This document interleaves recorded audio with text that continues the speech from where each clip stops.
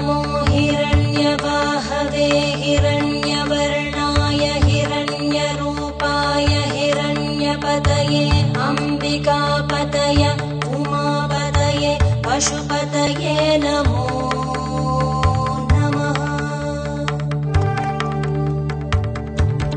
नमस्ते अस्तु भगवन् विश्वेश्वराय महादेवाय त्र्यम्बकाय त्रिपुरान्तकाय त्रिकाग्निकालाय कालाग्निरुद्राय नीलकण्ठाय मृत्युञ्जयाय सर्वेश्वराय सदाशिवाय श्रीमन्महादेवाय नमः।